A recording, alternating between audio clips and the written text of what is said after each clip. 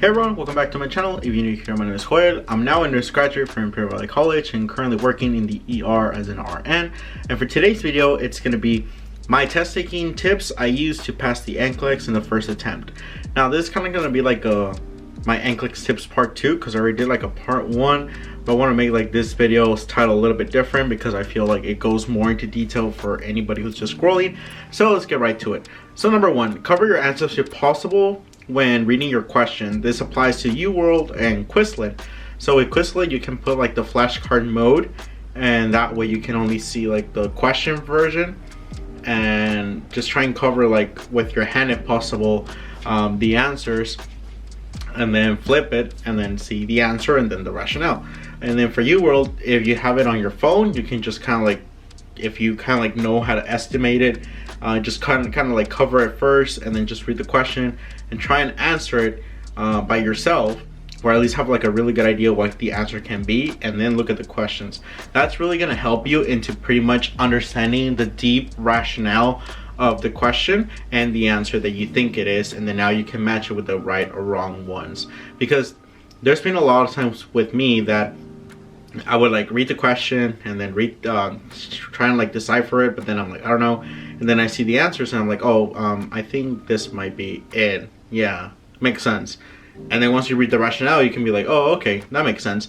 And that's gonna happen to you sometimes, or the majority of the time, but at least try and make it the attempt, or like really trying to decipher the answer without looking at the questions, without looking at the answers.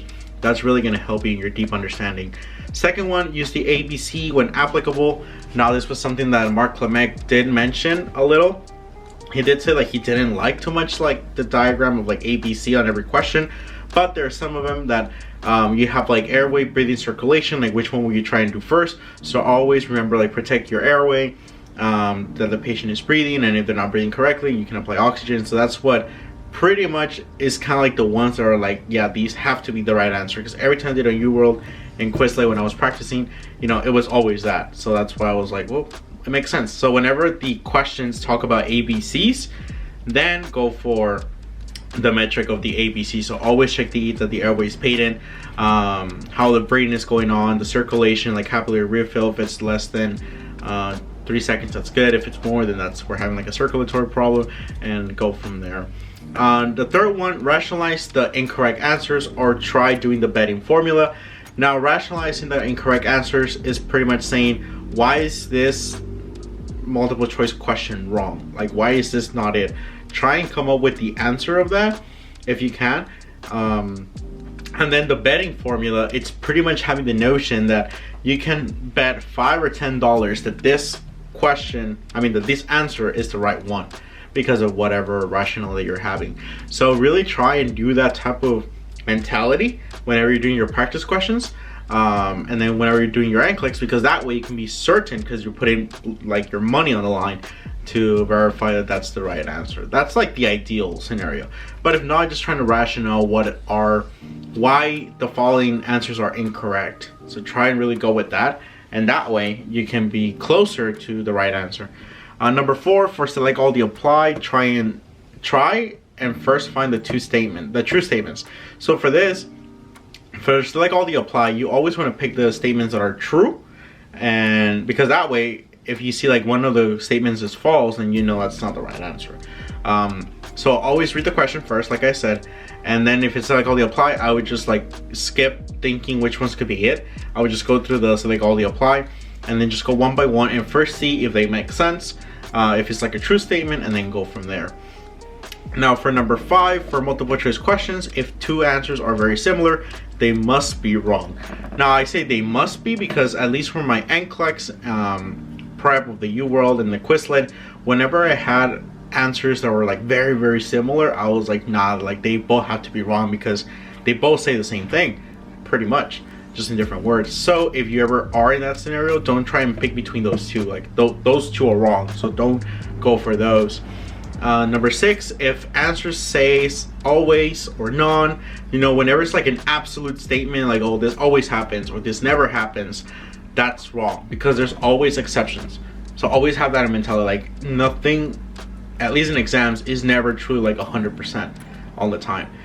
that mentality worked for me, and yeah, it did wonders. So that's a good tip. Tip number 7, always choose unstable patients as your priority. So as unstable patients would be like keywords telling you like acute patients. So like this patient is coming with altered level of consciousness that just occurred because he hit his head, versus like a chronic patient that's like hypertensive, and then now it's in a hypertensive, like with a really high blood pressure, and you might be thinking like, oh my god, like 180 blood pressure, like that's really bad. But if you have to choose between prioritizing a hypertension patient that is already with chronic hypertension versus an acute patient that just had this right now, you're going to prioritize that acute patient because that's not his stable. That's happening like right now, and he didn't have that before, so we must address that right now. So number 8, avoid answers that question the patient. So this was a lot of those I had in my test, but it was like, never say like, why do you think this? Like, why? Don't ever try and question them like that.